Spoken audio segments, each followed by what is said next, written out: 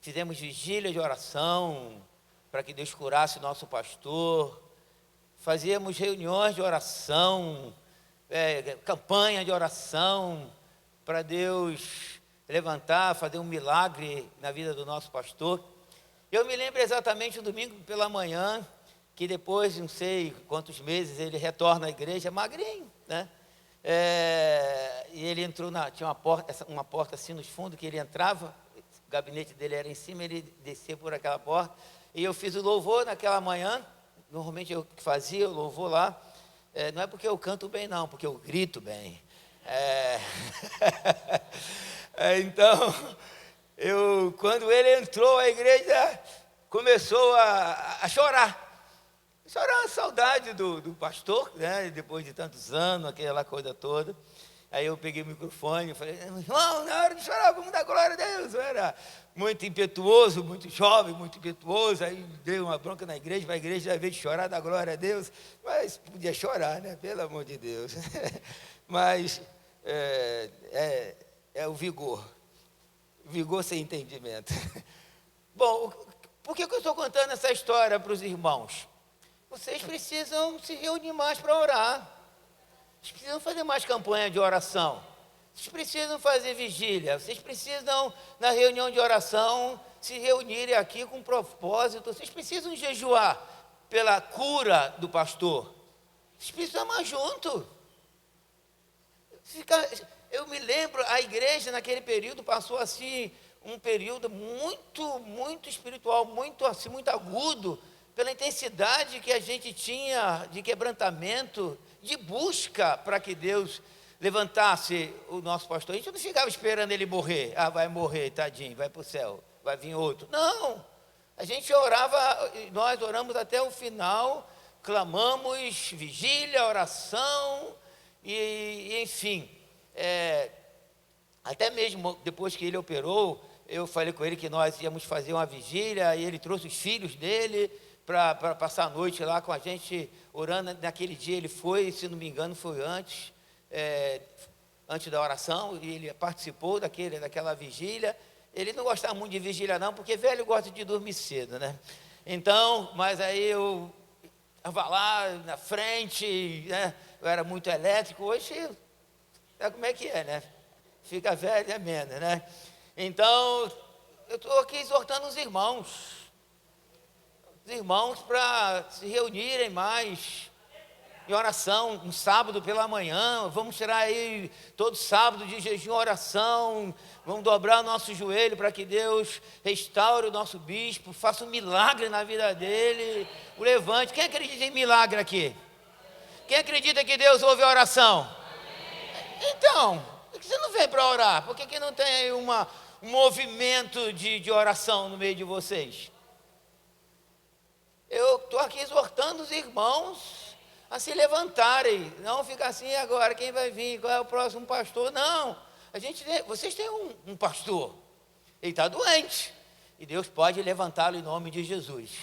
Eu quero fazer uma oração por ele, quero invocar o nome de Jesus, para que Deus faça um milagre, porque Deus é o Deus de milagre. Deus chamou Lázaro depois que fedia, depois da morte de 4 dias. Uma palavra, Deus pode mudar o quadro, porque Ele é o Deus Todo-Poderoso, nosso Deus, o nosso Pai. Estenda as tuas mãos sobre o bispo Weber, em nome de Jesus. Venha curá-lo, venha levantá-lo, venha fazer um milagre na vida dele, ó Deus. Queremos nos reunir em oração, queremos, ó Deus, nos voltar a Ti, nos quebrantar em oração, em jejum, e pedindo que Tu possas estender as Tuas mãos sobre o nosso irmão. Ó Deus, que ele possa entrar por essas portas, para a glória do Seu nome, não numa cadeira de rodas, mas de pé, para a glória do Teu nome. Libera uma palavra de poder, libera uma palavra de cura, libera, Senhor, uma palavra, Senhor, de graça na vida do Teu servo, fazendo uma obra maravilhosa, Senhor, na vida do nosso irmão, para a glória e para a honra do Teu nome.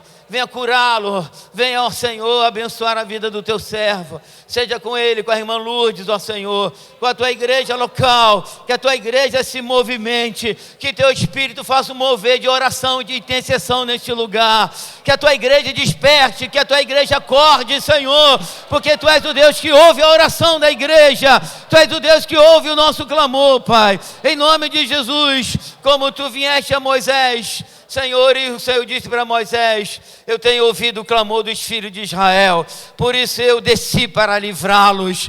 Senhor, o Senhor ouve o nosso clamor, ouça o nosso clamor, Senhor, e restaura a vida do meu irmão, em nome de Jesus, e que a igreja do Senhor diga amém.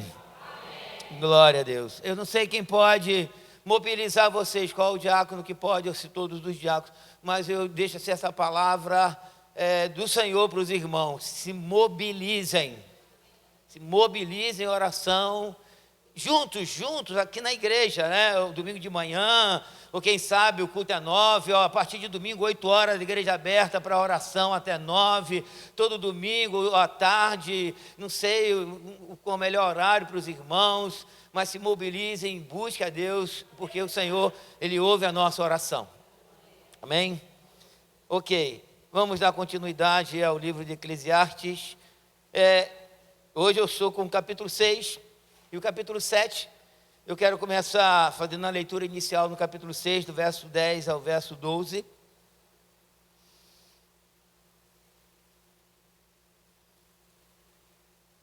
Eclesiastes 6, de 10 a 12, e o segundo bloco, o capítulo 7, a gente vai fazer no decorrer da exposição. A todo quanto há de vir, já se lhe deu o nome, e sabe-se o que é o homem, e que não pode contender com quem é mais forte do que ele, que é o nosso Deus.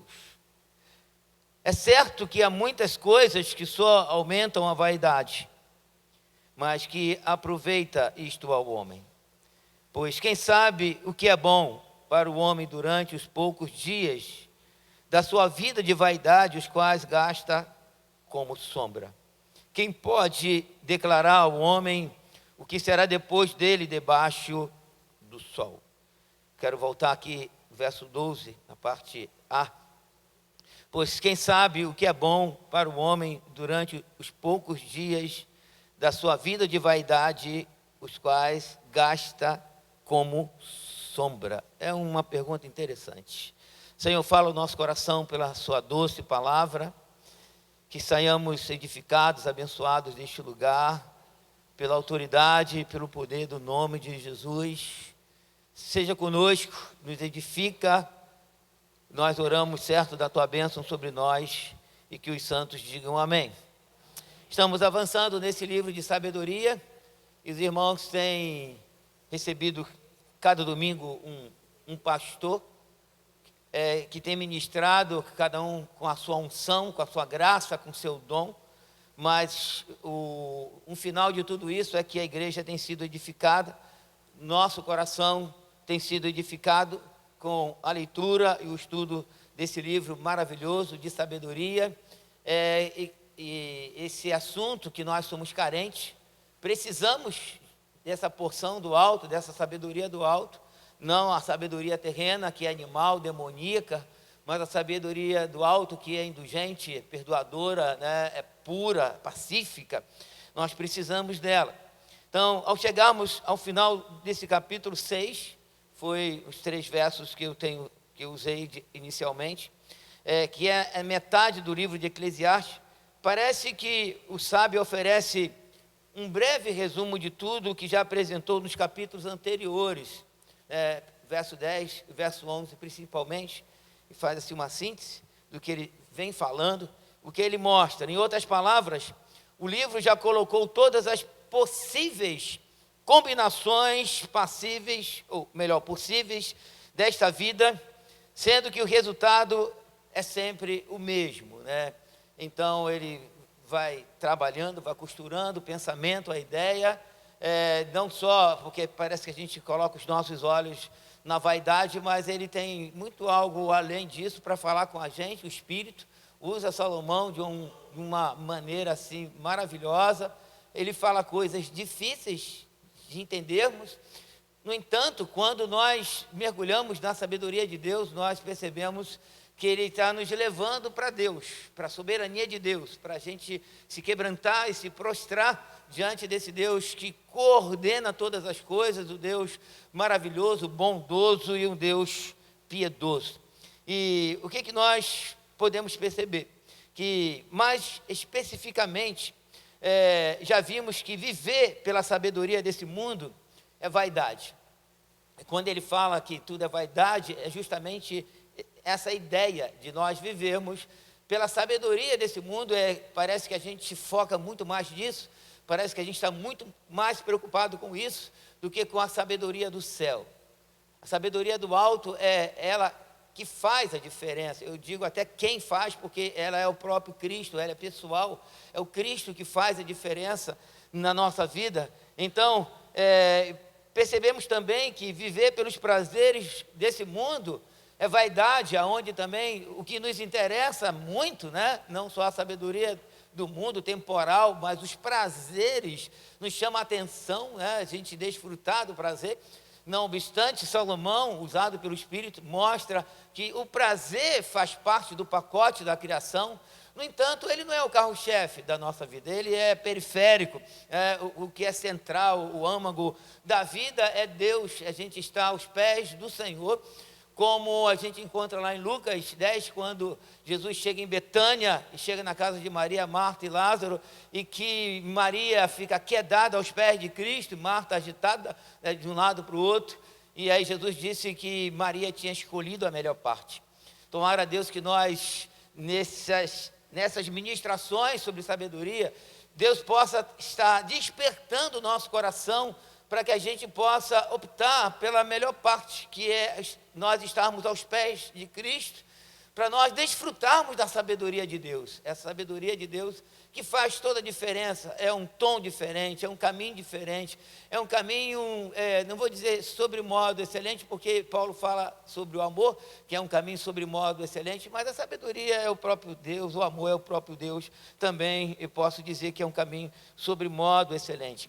E percebemos também que não só a vaidade e a sabedoria do mundo, como o prazer do mundo, como também as riquezas desse mundo, né? Viver pelas riquezas desse mundo, que é vaidade. E a gente fica assim, boquiaberto pela riqueza. A gente percebe em vários setores da vida, como por exemplo, os meninos que jogam bola hoje, eles têm uma cabeça diferente de quando eu jogava bola quando eu era menino, porque uma das coisas que eu sempre gostei foi jogar bola, né?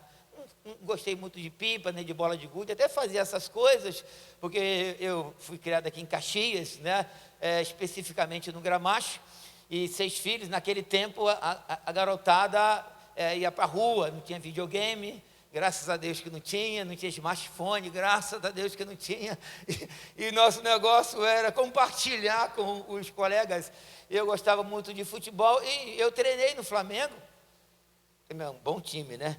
Mas treinei no Flamengo e meu pai me levava lá na Gávea, mas não tinha essa ideia dessa cifra, de um salário de R$1 milhão, né? dessas vendas assim fabulosas. No entanto, hoje os meninos querem o futebol não como prazer que nós tínhamos outrora, mas como resultado de dinheiro, de fama, né? E hoje os jogadores são ícones, na verdade, são aquelas estrelas popular, né? E que todos os meninos se tatuam, cortam o cabelo igual, aquela coisa toda. Mas não só no mundo do futebol, a gente pode ver no mundo empresarial, no mundo dos doutores. Ter dinheiro, né, é ter assim como que o passaporte para todas as coisas. Mas a gente percebe o próprio Salomão, que foi um homem, não sei se trilionário, não sei como é que era feito, se tinha medição naquela época, acredito que não, mas ele descobriu que tudo era vaidade. Por mais, o que a gente percebe então? Por mais que o ser humano queira lutar, e isso que a gente vai ver nessa manhã, contra as circunstâncias e ocasiões desta vida e contra o Deus soberano, né? Porque a gente vai perceber aqui que ele diz algumas coisas difíceis que a gente não compreende muito bem, a não ser pela sabedoria de Deus, e às vezes a gente, quando se depara com esses quadros, esses cenários que ele pinta, a gente fica meio em conflito, e a gente começa a perguntar a Deus os porquês, né? Por que isso? E às vezes a gente encontra alguns irmãos orando assim: Senhor, eu não aceito isso, eu não aceito isso que está acontecendo na minha vida. Eu acho um pouco estranho, né? Mas ainda que a gente tenha essa audácia de dizer para Deus que não aceita, ou perguntar a Deus os porquês, né? É impossível a gente alterar as regras do jogo. Não é um jogo profano, é um jogo divino, é algo decretado antes da eternidade que Deus estabeleceu, que esse Deus amoroso, soberano, eterno, bondoso, que nós cantamos aqui, né, que pagou os nossos pecados, que atropelou seu filho, esmagou seu filho por causa de nós, cujo pensamento é um pensamento de paz e não de mal. Em momento algum Deus pensou em nos fazer mal, Deus só nos quer fazer bem, mas às vezes a gente não compreende. Ainda que os triunfalistas falem: coloque Deus na parede, coloque Deus na parede, pergunta a Deus por quê, diga para Deus que você não aceita. É quando eu olho essa frase dos triunfalistas, coloca Deus na parede, eu pergunto: que Deus é esse que a gente pode colocar na parede? Não é o Deus da Bíblia, não é o Deus soberano. O Deus soberano, e o irmão Diácono leu aqui Isaías 40, ele é insondável. Tanto é que ele não pode ser estudado, ele só pode ser adorado. Quando a gente fala de teologia, o estudo de Deus, na verdade é o estudo doutrinário, é o estudo daquilo que Deus deixou para a gente viver, né? Não obstante ela falar dos atributos dele, mas os atributos, quando nós estudamos os atributos do Senhor, eu me volto ao livro de Jó, é como que a gente estivesse assim na ponta na orla do seu vestido. A gente é pequeno demais, Deus é grandioso demais. Então repito a frase: Deus não se estuda, Deus se adora. Ele é insondável, o caminho dele é incompreensível, e aí a gente se prostra diante da sua majestade. E Jó, que o livro de Jó é um livro de sabedoria.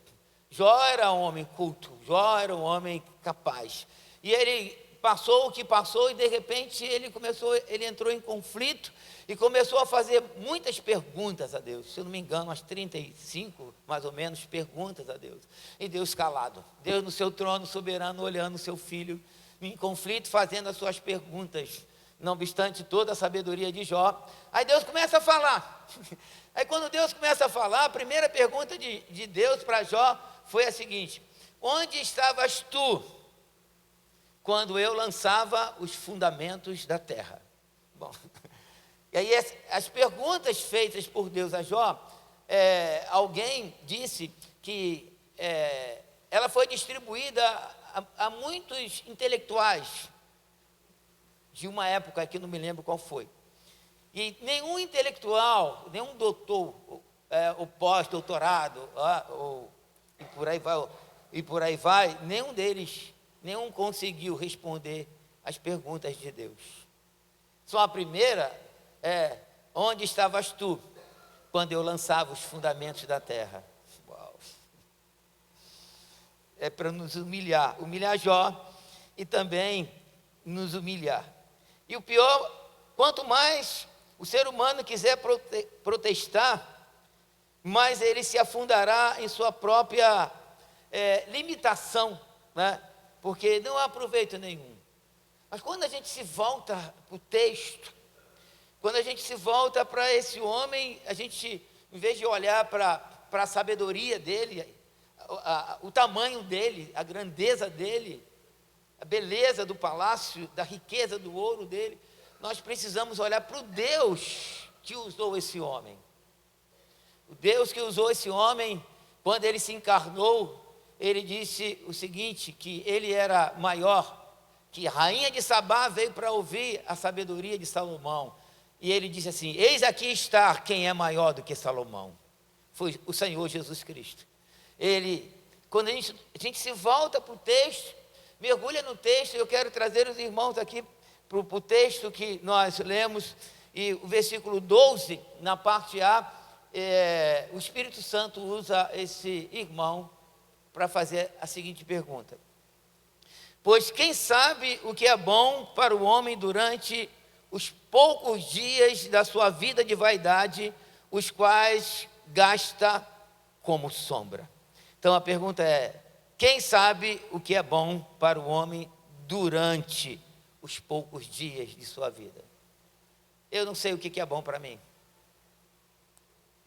Tu não sabes o que é bom para você, mas Ele sabe. Ele que nos conduz, Ele que nos dirige. O que nós podemos perceber? Em resumo, o mundo é o que é por conta dos limites impostos por Deus. Então esse Deus sábio, esse Deus maravilhoso, Criador dos céus e da terra, Ele coloca limite para nós, inclusive na criação. Ele fala: as ondas do mar, por maior que elas sejam, elas vêm, quebram, caem na praia e tem um limite para elas chegar. Assim como as ondas do mar, Deus cria os seus limites, assim para a nossa vida, Deus cria os seus limites. Tipo assim, estava conversando aqui com o diácono José, e ele estava dizendo que quando ele era jovem, ele fazia aquilo outro, agora ele vai dar uma levantada e já sente que não tem aquela força toda. Eu falei: a gente está morrendo. Então Deus cria um limite para nós, e a gente vai declinando, mas isso não é porque Deus nos odeia. Nós não somos ratos de laboratório de um Deus criador amoroso. Nós somos filhos e filhas de Deus, criados à sua imagem e semelhança, com muito carinho, com muito amor, e Ele cuida de nós, e os limites impostos por Ele são limites amorosos, são limites que nos protegem de uma maneira maravilhosa, porque Deus é bom. E Deus sabe que precisa colocar limite para nós por conta da nossa rebeldia e contra a nossa autoridade, ou melhor, contra a rebeldia, contra a autoridade divina, soberana, que resulta em vaidade da nossa vida. Muitas vezes a gente acha que sabe tudo, que a gente pode, que a gente sabe como é que faz as coisas. Não sabe nada. Eu não sei nada. Você não sabe nada. O pouquinho que nós estudamos é muito pouco na imensidão do conhecimento de Deus. A gente não sabe nada. Logo, a gente precisa se prostrar diante desse Deus soberano e entender, voltando aqui ao verso 12, quem sabe o que é bom para o homem durante os poucos dias da sua vida é Deus. Deus sabe o que é bom para mim. Deus sabe o que é bom para a igreja, Deus sabe o que é bom para você, porque Ele cuida de nós de uma maneira maravilhosa, né? Ele é muito bom. Por isso é que quando nós olhamos esse versículo e olhamos para nós, homens e mulheres cheios de vaidade, e muitas vezes a gente não compreende quando o apóstolo Paulo diz o seguinte: todas as coisas cooperam para o bem daqueles que amam a Deus, daqueles que foram chamados segundo o seu propósito. Como assim? Como que tudo coopera para o meu bem? Né? Tem a história da minha amada, né, querida, de 44 anos agora, 5 de julho, a gente faz 44 anos de casado. Aí vê-la com tantas dores, prostrada, criado mudo, cheio de remédio, algumas cirurgias, e algumas vezes emergências já, e quando ela fica internada, eu fico internado junto com ela, né? Fico lá, levo a minha Bíblia, meu laptop, fico do lado dela, juntinho dela, né? Só para ficar olhando para ela e ela olhando para mim, né? E como é que isso coopera para o bem, o nosso bem? Aí eu volto para Eclesiastes 6:12, quem sabe o que é bom para o homem durante os poucos dias da sua vida. Aí volto para Romanos, todas as coisas cooperam para o bem daqueles que amam a Deus. Aí eu tenho que me render, me prostrar diante desse Deus sábio, desse Deus grandioso, né? Que todas as nações são como um grão de areia em sua mão. Ele sabe de todas as coisas. Aí eu preciso me prostrar e nem tentar colocar Deus na parede, porque Ele é muito grande. Não tem como. Não tem como eu colocar Deus na parede. Não tem como eu brigar com Ele. Só tem como eu me prostrar e me render ao Senhor.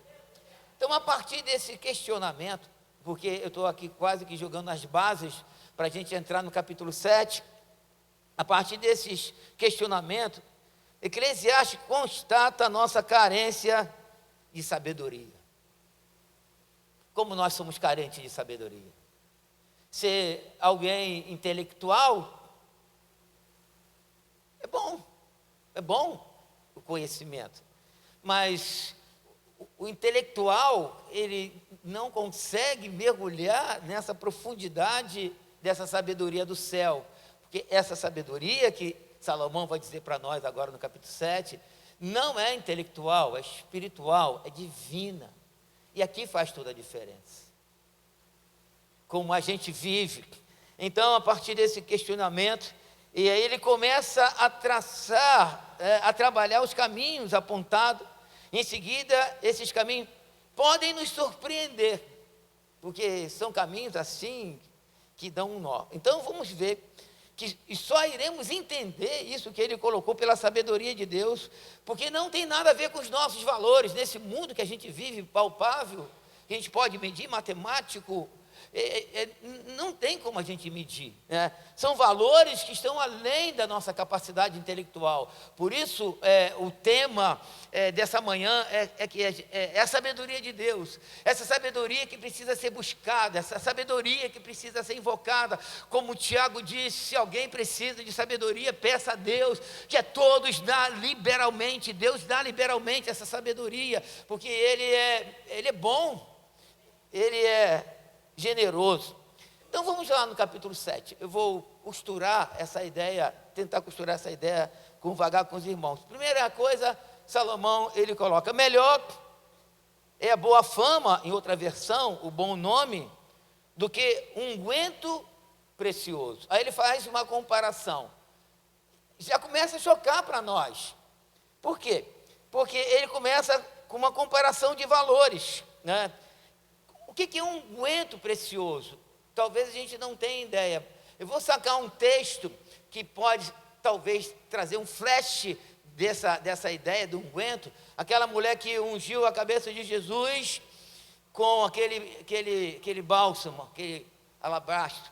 Quebrou o vaso de alabastro, jogou o bálsamo precioso, preciosíssimo. Mas Judas, ele fez um cálculo, porque Judas era o contador do grupo, né?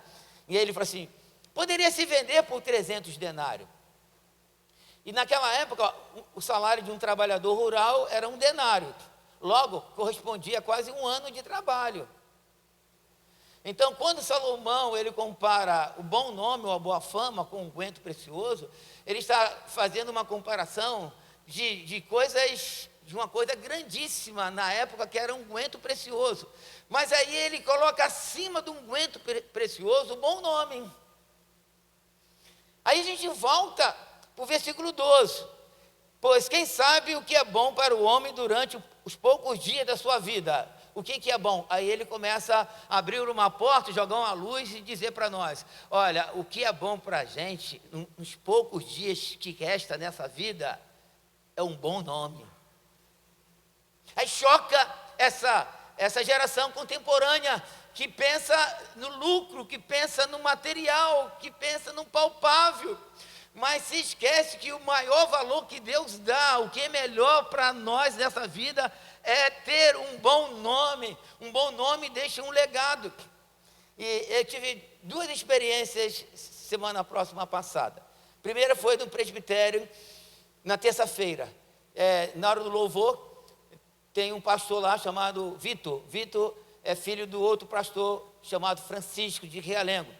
E o Francisco ficou muito doente, ficou acamado, ia para o presbitério de cadeira de rodas, às vezes, quando ele ia.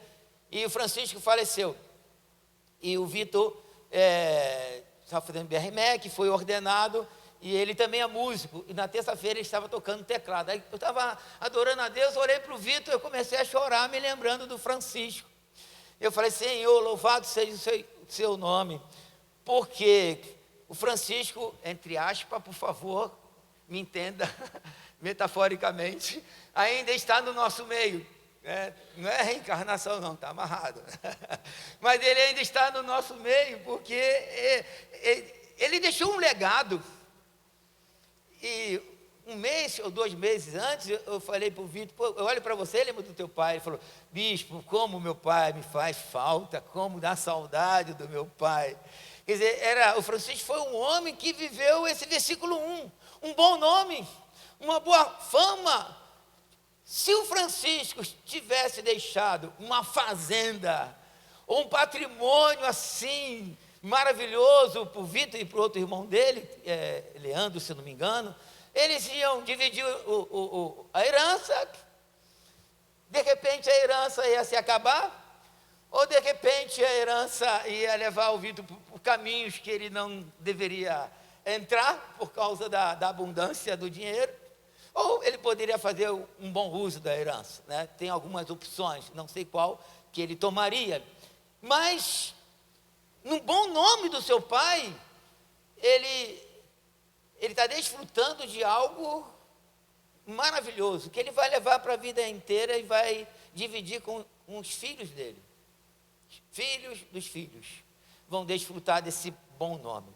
Então, o bom nome é coisa que talvez nós, cristãos não nos preocupamos em juntar coisas materiais e nos esquecemos disso que Salomão fala, dessa sabedoria, melhor um bom nome. Aí a segunda experiência foi ontem. Ontem eu fiz um sepultamento de uma irmã Maria, 64 anos, que vinha brigando com câncer. Eu fiquei muito triste pelo falecimento dela, não porque ela foi para o céu, porque há um misto, né, de coisa, a alegria que ela é do Senhor e a minha tristeza porque ela não está mais no nosso meio, né? Isso faz parte da nossa humanidade.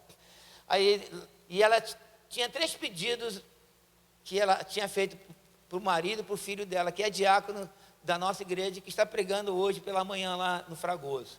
Ela tem 3 pedidos. Primeiro pedido, eu quero ser velada na minha casa. Segundo pedido, eu quero que minha família esteja presente. E terceiro pedido é que o bispo Jorge fale do meu sepultamento. Ela nem me ouviu falar, mas ela fez um pedido para eu falar do sepultamento dela. Eu falei, a família lá, sala cheia, os irmãos, aquela coisa toda. Depois que eu ministrei, antes de orar, eu falei assim, alguém quer falar alguma coisa? Primeiro foi o marido dela falar. E ele começou a falar, eu aprendi muito com a Maria, ela me ensinou muito. Esses 44 anos de casado, ela me fez muito bem. Aí daqui a pouco o filho começou a falar da mãe, do testemunho, daquela mulher piedosa. E as irmãs que estavam lá, uma disse assim, eu quero testemunhar que quando eu fiquei grávida desse menino aqui, o menino chorava, hoje é casado, não é mais menino, é um homem, chorava copiosamente pela morte da tia-mãe, porque ela criou aquele menino junto com a irmã, que quando ninguém mais me queria, essa minha irmã me acolheu. E esse menino tinha 2 meses de idade, ele só saiu da casa dela casado. Ele chorava copiosamente. E aí a irmã dela disse o seguinte do marido, do irmão Severino, que também é membro lá da igreja. Severino, a forma que foi feito esse homem foi única, foi quebrada e foi jogada fora.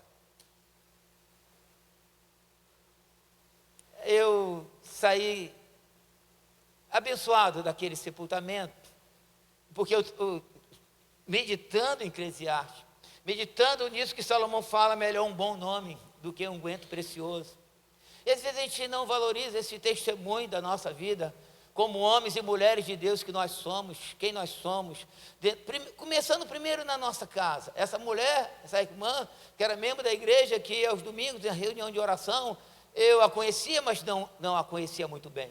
Mas a família que vivia com ela dia a dia, que estava dividindo o mesmo espaço, essa família testemunhou do bom nome dela. E ela deixou um legado rico, né? Não deixou herança, né? Não deixou riqueza, não deixou um unguento precioso, mas deixou um bom nome. E um bom nome é o que você precisa e nós precisamos velar pelo bom nome. Isso fala de caráter, isso fala de testemunho, isso fala de conduta, isso fala de como nós nos postamos dentro da nossa casa, na nossa família, no nosso trabalho, na faculdade, no colégio, na vizinhança que nós moramos. Uma vez evangelizando, e aí nós batemos numa casa, aí a mulher falou assim, nós queremos deixar a palavra de Deus para a senhora. E ela disse assim, olha, a mulher gritou, nem veio nos atender, gritou lá da varanda, vocês têm que evangelizar essa crente aí do lado, que ela parece mais um demônio. Eu não sei como é o seu nome na vizinhança que você mora, como é que as pessoas se consideram um cristão, uma cristã, dentro da sua casa, como a sua família te considera. Às vezes, via de regra, normalmente, os homens que falam isso, eu pago as contas, eu encho a geladeira, falta alguma coisa para vocês, eu te dei tudo, como que das tudo, da comida, da roupa, da casa, fosse a cereja do bolo. Não é a cereja do bolo.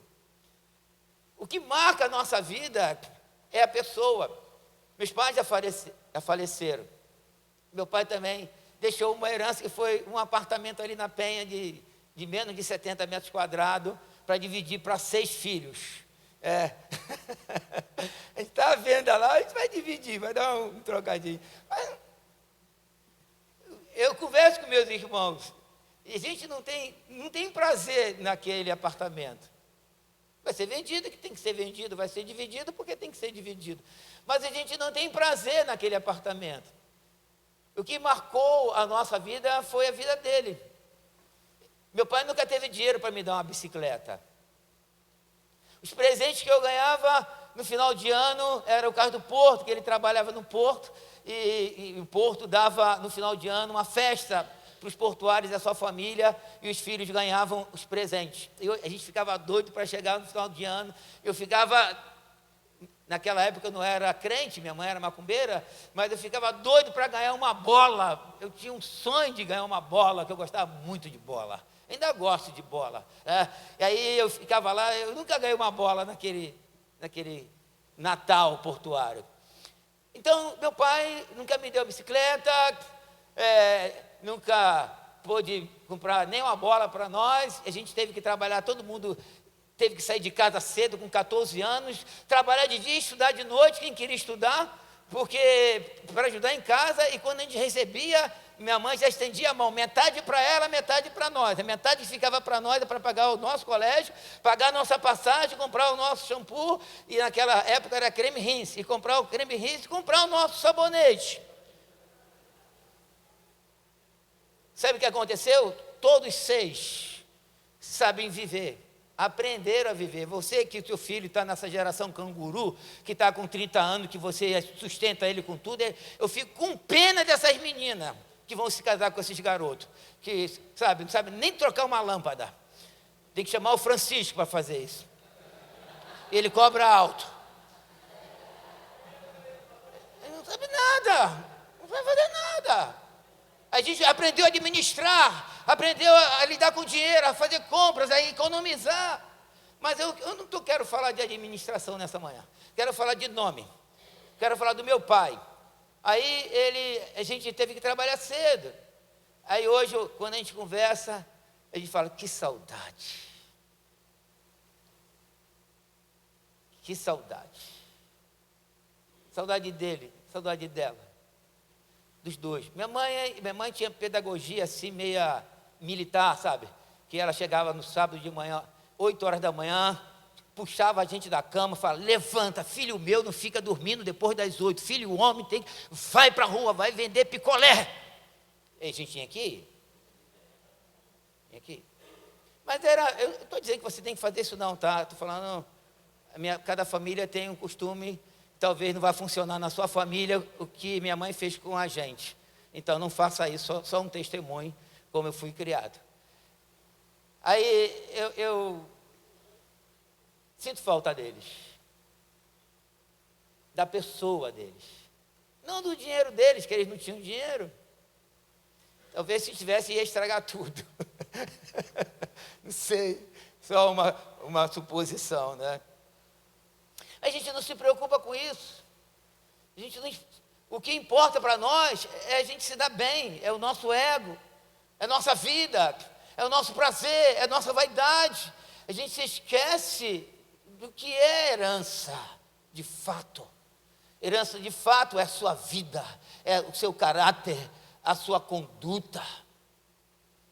E meu pai me ensinou muitas coisas, e dentre muitas coisas que ele me ensinou, foi ser flamenguista.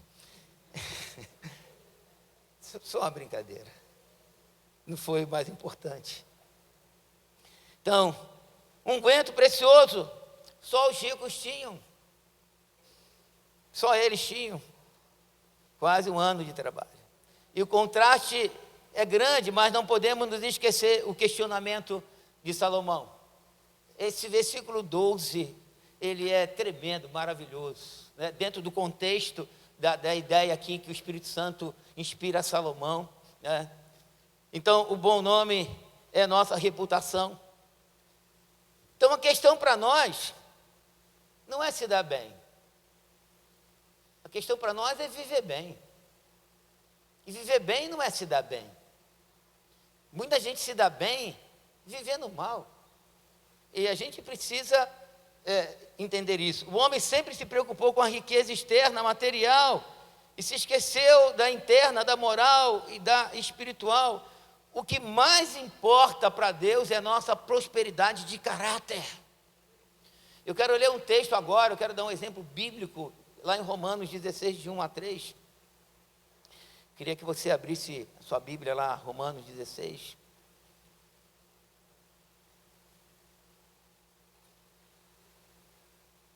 Paulo foi o homem do Senhor, um servo de Deus, um vaso de barro, e ele diz o seguinte: recomendo-vos, leiam bem alto comigo, recomendo-vos.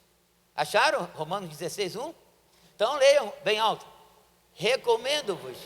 Olha para mim um pouquinho antes de a gente continuar a leitura. O que é você recomendar a alguém? Receba esse alguém, que esse alguém é íntegro, ele é bom, ele faz bem. Eu recomendo você, né? Tipo assim, eu recomendo esse filme, eu fui edificado, fui abençoado.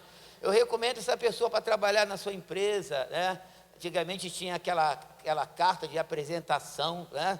E é isso que Paulo fez. Recomendo-vos a nossa irmã Febe, que está servindo a igreja de Cencreia, para que a recebais no Senhor, como convém aos santos, e ajudeis em tudo de que vos vier precisar, porque tem sido protetora de muitos e de mim, inclusive.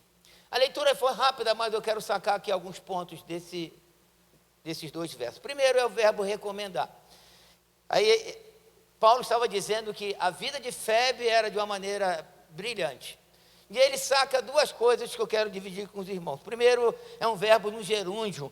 Ele coloca aqui que ela está servindo, quer dizer, ela tinha uma continuidade de serviço à igreja. Aquela mulher se preocupava com a igreja. Segundo, é protetora, lá no versículo 2, parte B, porque tem sido protetora de muitos, inclusive de mim. Então, a vida de Febe, a pessoa dela, ela marcou a igreja, marcou a vida de Paulo, tanto é que ele recomenda, mostra o serviço dela no gerúndio, depois mostra que ela era protetora de muitos, inclusive do apóstolo Paulo. Então a vida de Febe era uma vida eficiente, eficaz, era um testemunho muito eficaz no meio da igreja. E a pergunta que eu faço para nós é a seguinte: será que a gente tem esse perfil de febre dentro da igreja, dentro de casa, no trabalho, na faculdade? Será que alguém pode nos recomendar? Será que hoje a igreja, por exemplo, antigamente, eu não sei como é que o bispo Weber faz aqui, mas antigamente, quando o membro saía de uma igreja para outra igreja, o pastor que ia receber a ovelha pedia uma carta de recomendação, o que eu acho muito eficaz. Chega lá e fala assim: ó, já conversei com o meu pastor, aqui está a carta de recomendação dele. A minha vida foi na presença de Deus, eu fui alguém que abençoou a congregação que eu congregava. No entanto, meu coração se desligou, sei lá, não sei qual foi o motivo. Estou saindo de lá, estou vindo para cá, e aqui está a minha carta de recomendação.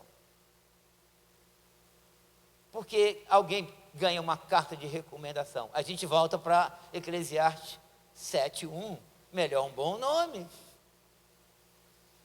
Não, porque o dízimo dele é alto, é um sem vergonha, é um adúltero, mentiroso, confuseiro, fofoqueiro, linguarudo, mas o dízimo dele é alto. Pode ficar com o seu dízimo para você, meu filho. Pode gastar na churrascaria, enche a sua barriga de carne, porque você é carnal, você não dá testemunho. Então a questão não é dinheiro, a questão é nome. Será que a gente se preocupa com o nosso nome? Por isso que crente deve ter o seu nome limpo, Serasa, SPC, aonde ele faz o seu crédito, tem que ter o seu nome, tem que lutar para isso, né?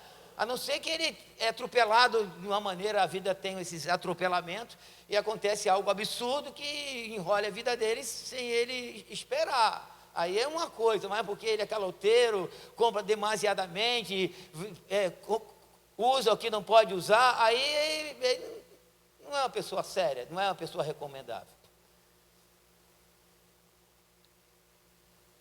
Agora, isso, para nós, nos remete a Romanos 8:29, quando Paulo diz que aquele que o conheceu, também os predestinou para serem conforme a imagem do seu Filho. Então, ter um bom nome, ser uma febre, é se igualar, é se identificar com a pessoa de Cristo, é ser igual à imagem de Jesus. Então, Deus, o que é bom para nós então nessa vida? É ser igual a Jesus. Isso que é bom para nós. Quanto às outras coisas periféricas, Deus pode dar o dinheiro, Deus pode dar o prazer, e Ele dá. Mas isso não é o que chama a nossa atenção nessa manhã.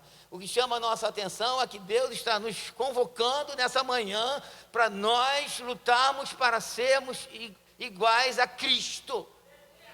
Um nome que possa honrar a pessoa do nosso Deus e Criador, Jesus Cristo.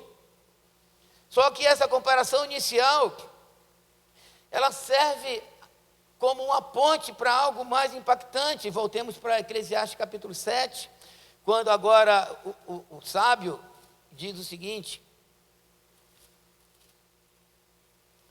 versículo de número 2 a versículo 4: melhor é ir à casa onde há luto do que ir à casa onde há banquete, pois naquela vê o fim de todos os homens, e os vivos que o tomem em consideração.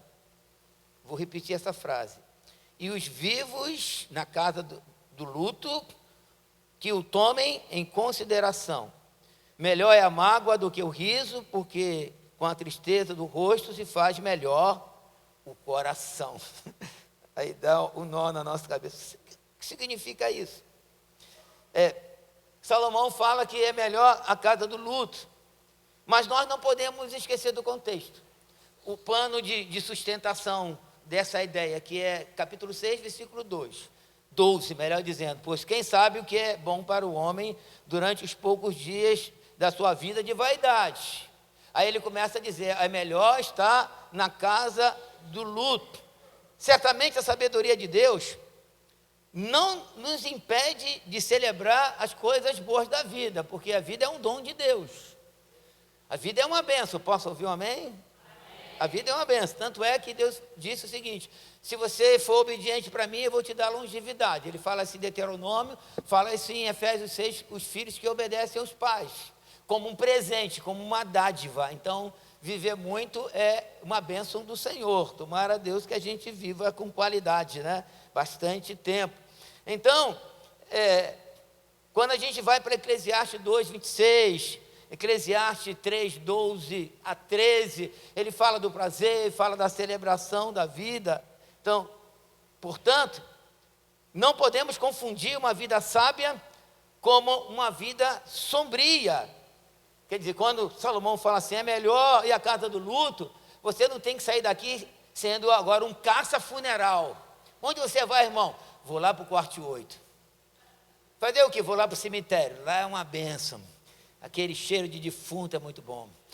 Vou conversar lá. Ou então aquele irmão que ignora a ideia aqui de Salomão, fala assim, uma benção foi o tempo da Covid. Morreu gente aqui na Covid? Morreu alguns irmãos aqui? Não? Ninguém morreu? Membro dessa igreja? Não, né? Mas parente, conhecido, vocês tiveram assim o desprazer de enterrar. Aí o tempo da Covid que foi uma benção, bispo. Eu fui muito sepultamento. Bom, você está confundindo as coisas. O que Salomão está querendo dizer? Isso é um equívoco. O texto deseja nos mostrar, na verdade, é que comparativamente, preste atenção, comparativamente, há muito mais sabedoria em um funeral do que em uma festa, por razões óbvias. Porque se a gente voltar aqui para o versículo de número 2, ele diz o seguinte: na casa de luto é melhor ir na casa de luto do que no banquete, pois na casa de luto se vê o fim de todos os homens, e os vivos que o tomem, o quê? O que Salomão está dizendo? Olha, você tem que refletir, porque vai chegar o seu dia. Você também vai morrer. A gente se esquece que vai morrer. Aí se você estiver numa festa, os irmãos comendo pizza, tomando suco, Coca-Cola, não, porque já é um homicídio, né? Homicídio não, é um suicídio, né? Tomando suco, suicídio a gente não faz, né? Aí tomando suco, comendo lá um salgadinho que também é um suicídio, aí tudo bem. Aí vê lá o irmão assim comendo. O que foi, irmão? Estou pensando no dia da minha morte. Vamos orar por ele, né? Ele não está bem, está deprimido, né?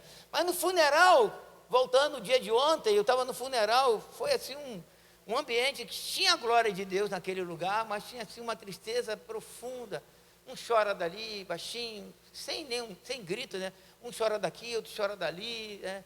O marido chora daqui, as irmãs, os irmãos, aquele momento de reflexão. Daquela mulher piedosa que viveu na presença de Deus, que deixou um legado forte. A gente tem que refletir: quando eu morrer, estou pronto para isso? Quando eu morrer, qual o legado que eu vou deixar? Será que a gente vai ser igual aquela irmã que chegou na igreja e, pastor, o que foi? Meu marido morreu ontem, glória a Deus, que bênção, que libertação. Tem uma irmã que passou lá na igreja e ela tem outra igreja. Aí de vez em quando ela vai lá na igreja. Como é que está, irmã? Bispo, minha casa está uma benção. Depois que aquele abençoado foi para o céu, minha casa está uma benção. Meus filhos, a gente está mais junto, fica mais junto. Ela disse sério, ela não estava brincando não. Eu conheci ele, foi meu diácono há muitos anos, né? Eu convivi com ele, né? Que Deus o tenha. Pelo amor de Deus. Alguém dizer que a família agora é uma bênção depois que a gente morrer, é muito triste. Sendo crente,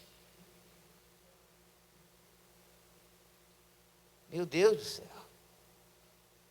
Então, quando Salomão fala que é melhor nós estarmos numa casa de um funeral, é que nós devemos refletir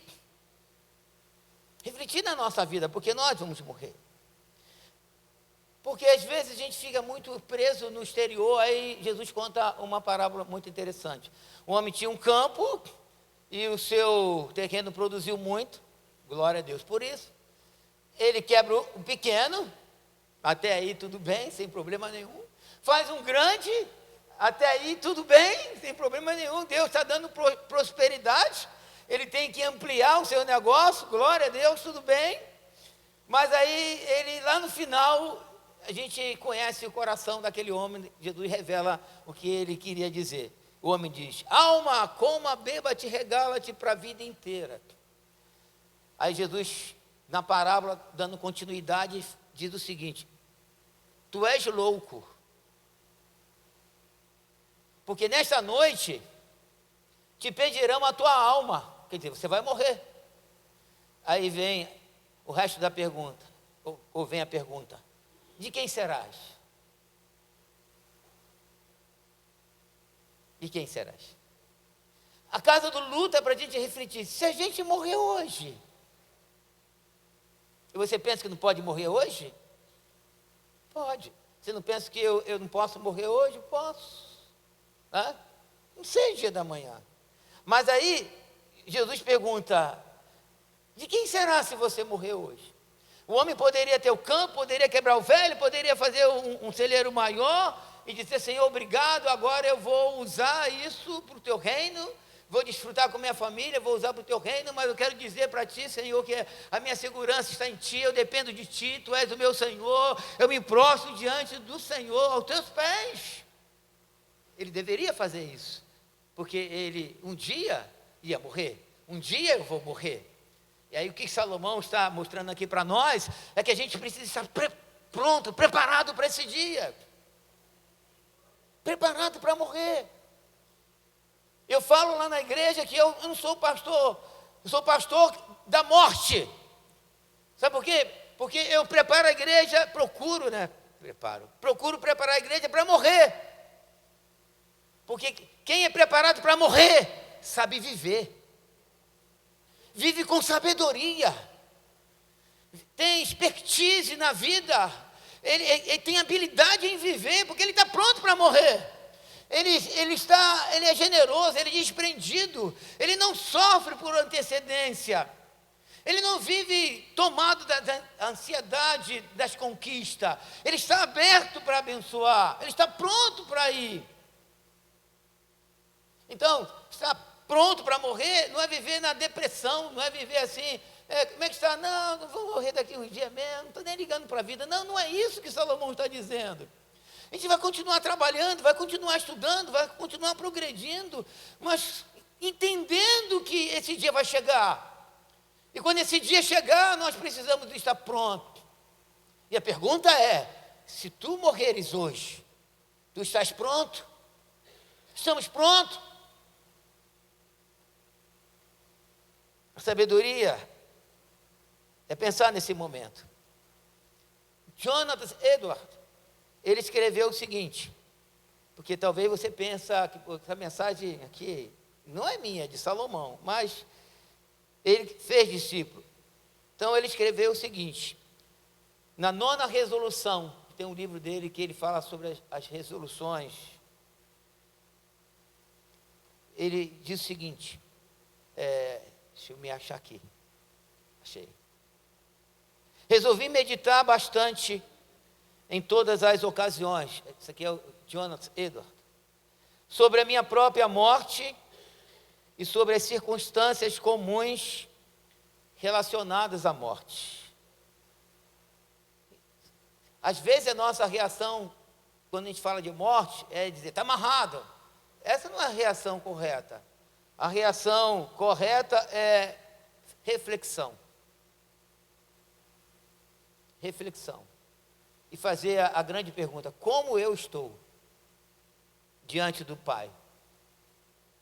Spurgeon, príncipe dos pregadores, disse o seguinte: falemos, portanto, sobre como nos prepararmos para a morte, disse Spurgeon, como nos prepararmos para a morte. Moisés, no Salmo 90, no versículo 12, ele diz: ensina-me a contar os meus dias, para que eu alcance coração sábio. Aí Moisés se preocupou: quero saber contar os meus dias. Morreu com 120 anos. John Edward morreu com 54 anos, em 1758, no dia 22 de março. Morreu jovem, mas morreu pronto. E hoje eu falo dele, hoje tem livro dele, tem o legado dele, o nome dele, né? Porque ele invocava o nome de Jesus, foi um homem que viveu na presença do Senhor. Então, voltando a Eclesiastes 6:12, quem sabe o que é bom para o homem? E a resposta, depois dessa exposição, a gente pode concluir o seguinte: se preparando para morrer. Se preparando para morrer. Para se encontrar com o Senhor. Mas quem vive se preparando para morrer, vive com sabedoria. Aí Salomão prossegue, verso 5, verso 6. Lembrem-se de 6:12, né? Quem sabe o que é bom para o homem durante os poucos dias dessa vida. Aí versículo 5, versículo 6, ele diz: melhor é ouvir a repreensão do sábio do que ouvir a canção do insensato, pois qual o crepitar dos espinhos debaixo de uma panela, tal é a risada dos insensatos, também isto é vaidade. Quer dizer, o que é melhor para essa vida? Ele fala, é melhor, no verso de número 5, é ouvir a repreensão do sábio. Repreensão? Ouvir repreensão é o melhor para a gente nessa vida? Segundo Salomão, é.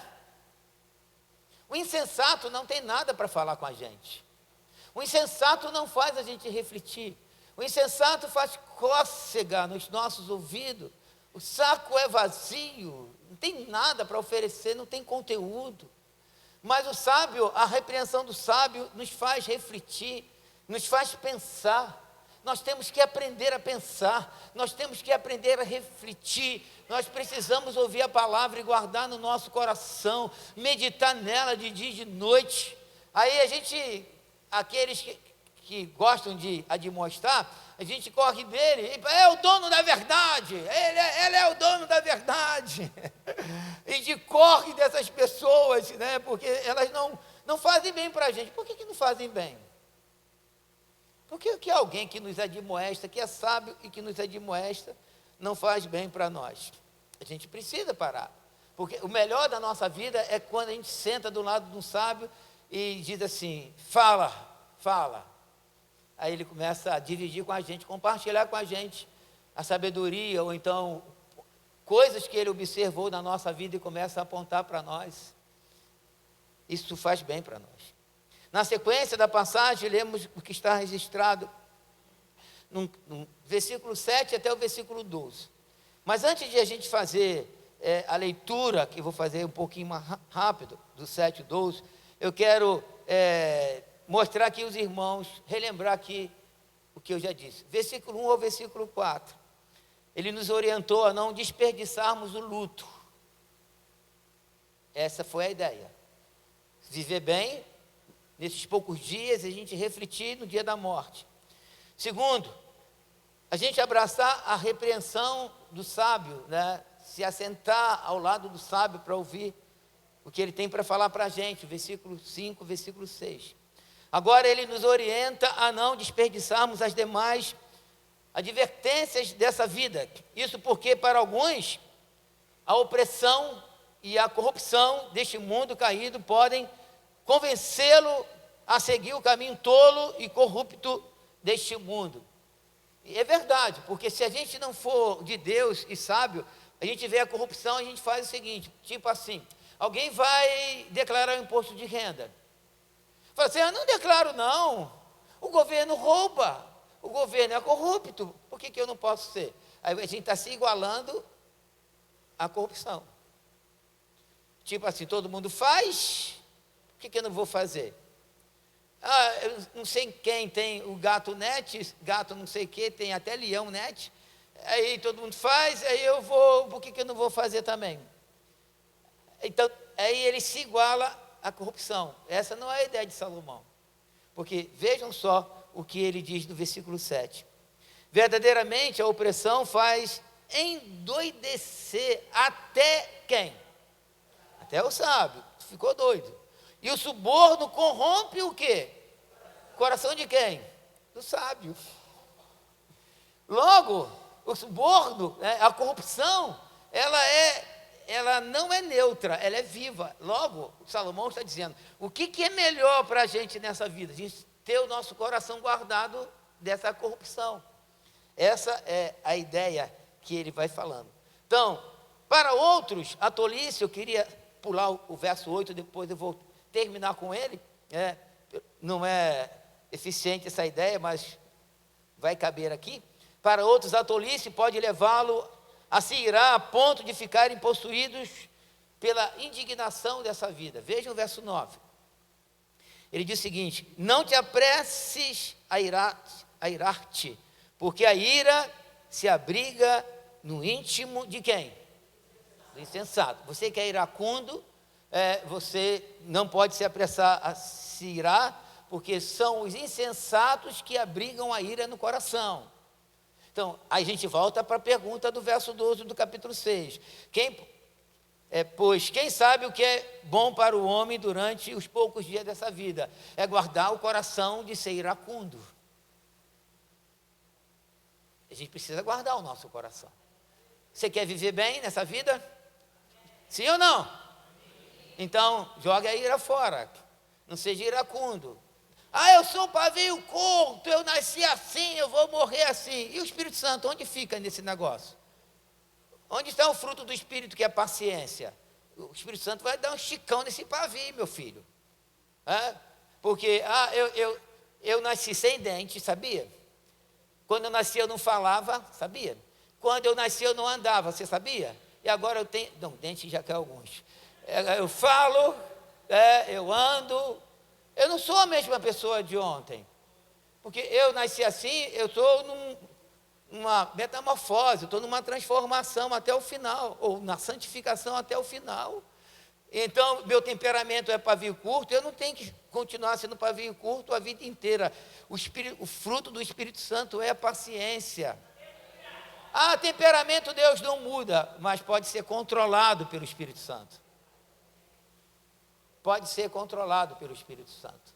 Então, porque eu sou colérico, sou acelerado, né? As irmãs lá falam que eu sou imperativo. O bispo é imperativo, né? E sou meio agitado, mas às vezes peraí, às vezes tem que pedir até perdão à igreja. Desculpe, irmão, desculpe. Eu sou hiperbólico, né? Desculpe, irmão. Peço, a igreja já está acostumada. 70 vezes 7 já passou. Mas vamos lá. Aí, ele continua aprofundando o negócio, que é o versículo 10. Aqui, irmãos, aqui. Acho que todo mundo precisa de sabedoria. Olhem só o versículo 10. Jamais digam bem alto. Jamais digas o quê? Vamos ver. Porque foram os dias passados melhores do que estes. Pois não é sábio perguntar assim. Uau! Aqui todo mundo é insensato. Eu me lembro. Eu me lembro da igreja. Tem alguns aqui que foram da Itatiaia, né?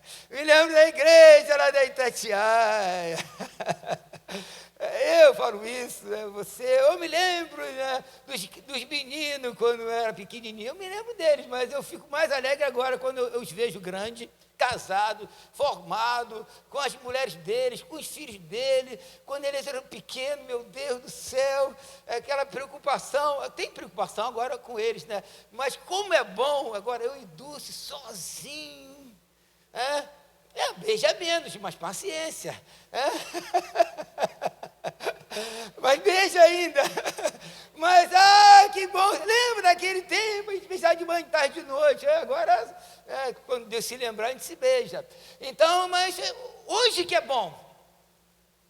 Você pode dizer bem alto, hoje que é bom? Ou não? Dei o verso 10. Vamos ler de novo, uma só voz, bem alto. Jamais digas, porque foram os dias passados melhores do que este, pois não é sábio perguntar assim. Mas por que não é sábio perguntar assim? Porque em vez de a gente ficar nessa nostalgia, lá atrás, a gente tem que pegar o presente e trabalhar o presente. Se mexer no presente. Agir no presente, segundo as nossas capacidades. Hoje eu tenho 66 anos, né? Eu ainda caminho, dou umas corridinhas, mas não faço o que eu fazia antes. Então, eu não corro mais como eu corria antes, mas dou um espinotezinho, uma caminhada de leve. Aí eu vou dizer, e às vezes eu passo lá caminhando, umas velhinhas lá, que caminham todo dia lá comigo lá. Eu passo por elas. Aí fala, vamos correr, vamos correr, vamos correr. Aí elas falam assim, quem me dera, como antigamente. Quem me dera, dá saudade. Mas Salomão diz que não é sábio. Quer dizer, você tem que ter contentamento. Você tem que se alegrar com a sua vida de hoje. Porque quem vive do passado...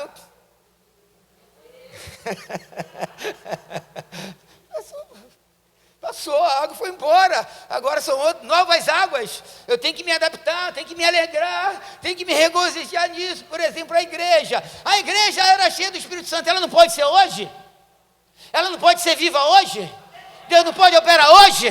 Deus não pode se mover hoje? O que a gente está fazendo para isso acontecer hoje? De braço cruzado? No smartphone, na hora do culto, vendo lá. Tem gente que na hora do culto vê mensagem. Pelo amor de Deus, ouvindo a mensagem do céu, ainda dá uma olhadinha lá. Meu telefone está no carro, porque eu não sou bombeiro, não sou médico, não posso pagar fogo, não posso socorrer ninguém. Essa hora ninguém vai me incomodar. Na hora do culto, não levo celular para dentro do culto. Porque eu não sou médico, não sou bombeiro, não sou polícia. Eu vim para cultuar a Deus, então eu tenho que chamar outro, chama o vizinho dá um jeito. Porque o que eu vou fazer? Salomão diz algo, eu volto para o versículo 8, porque Salomão, eu quero fechar aqui, porque a hora já está adiantada. Aí Salomão diz no verso 8, leiam alto comigo, melhor é o fim das coisas do que o seu princípio, melhor é o paciente do que o arrogante. Quero ficar com a parte A, quando ele diz melhor é o fim das coisas do que o seu princípio. O que eu vou falar não é o que o texto está dizendo, porque Salomão certamente não tinha essa ideia. Ele está dizendo no tocante à vida. Melhor é o final das coisas. Eu quero aplicar isso para a nossa vida como igreja. Qual vai ser o final dessa vida? Qual vai ser o final? A volta de Jesus. Jesus vai voltar. Então, melhor vai ser o final. O que Deus nem olhos viram, nem ouvidos ouviram, nem jamais penetrou em coração humano, o que Deus tem reservado para aqueles, ou guardado para aqueles que o amam. O final de tudo vai ser o início de uma nova vida com o Senhor. Então, meus queridos irmãos, enquanto esse final não chegar, a gente tem aqui um livro não muito estudado, não muito conhecido, não muito simples, mas com profundas lições para a nossa vida. Que Deus nos guarde, que Deus aplique a sua palavra no nosso coração. E nessa conclusão, eu faço sempre uma pergunta lá na igreja, e eu faço aqui quando eu ministro. O que a gente pode levar para casa de tudo que a gente ouviu? Eu tenho uma sugestão aqui para nós. Eu devo levar para casa que eu preciso me prostrar, me render à soberania e à sabedoria de Deus. Leve isso para casa. Eu preciso me prostrar antes da soberania e a sabedoria de Deus. Vamos ficar de pé.